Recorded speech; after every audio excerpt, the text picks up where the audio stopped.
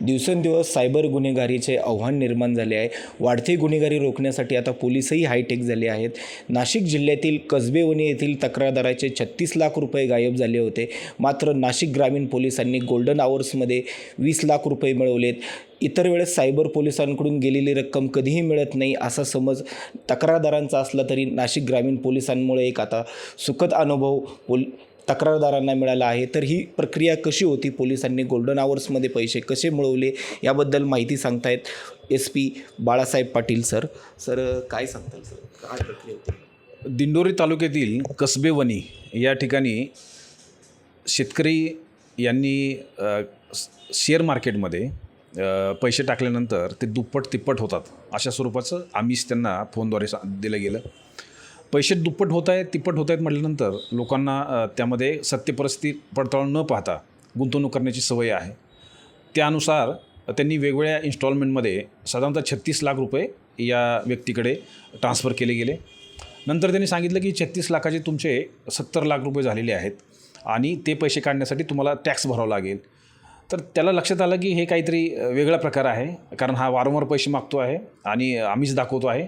त्यांनी विचार केल्यानंतर त्याला हे माहिती झालं आणि त्यांनी तात्काळ ही माहिती आम्ही जो आता सायबर सेलसाठी एक स्वतंत्र नंबर दिलेला आहे गोल्डन आवरसाठी, त्याचा नंबर आहे 7666312112। हा नंबर 24 तास आमचा सायबर सेलसाठी सुरू आहे। या नंबरवर त्यांनी कॉन्टॅक्ट करून त्यांनी सांगितलं की मला वाटतं की माझी फसवणूक होते आहे, तर माझे पैसे आत्ताच मी ट्रान्सफर केलेले आहेत, तर ते होल्ड करायचे आहे।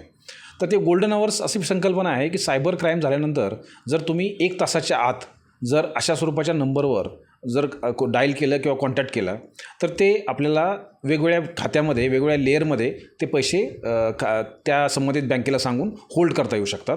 त्यामुळे त्याच्या 36 लाखपैकी 20,15,000 रुपये होल्ड करण्यामध्ये पोलिसांना यश मिळालं। सायबर क्राईम हा वेगवेगळ्या आमिष दाखवून वेगवेगळ्या स्वरूपाचे फ्रॉड सध्या देशभरामध्ये होत आहेत। 2023मध्ये साधारणतः 5 लाख गुन्हे झाले होते, 2024मध्ये 25 लाख गुन्हे ह्या सायबर संदर्भातील झालेले आहेत आणि त्याची वाढ प्रचंड मोठ्या प्रमाणात होत आहे। याच्यामध्ये अवेअरनेस हा एकमेव घटक आहे की ज्याच्यामध्ये समजून घेणं आवश्यक आहे की पैशाच्या आमिषाला बळी पडून तुमचे पैसे दुप्पट होत आहेत तिप्पट होत आहेत अशा गोष्टीला बळी न पडता याच्याबाबतमधली खातरजमा करणं अत्यंत आवश्यक आहे।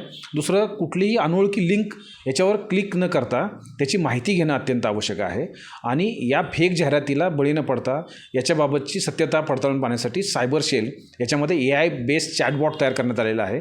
त्याच्यामध्ये तुम्ही ग्रामीण पोलीसच्या वेबसाईटवर गेल्यानंतर तुम्हाला याबाबतची संपूर्ण माहिती ही सहजपणे उपलब्ध होऊ शकते। त्यामुळे सायबर फ्रॉडला बळी न पडता सजग राहणे आणि आपल्या सर्व कुटुंबियांना त्यापासून दूर ठेवणं हे अत्यंत आवश्यक आहे। सायबर क्राईम रोखण्यासाठी तक्रारदारांनी आमिषांना बळी पडू नये आणि कुणी जर पैसे मागत असतील तर त्यांना पैसेही देऊ नये अशी आता माहिती SP बाळासाहेब पाटील यांनी दिली आहे। कॅमेरामन भाऊसाहेब पवारसह सुशांत किरवे, माय महानगर, नाशिक।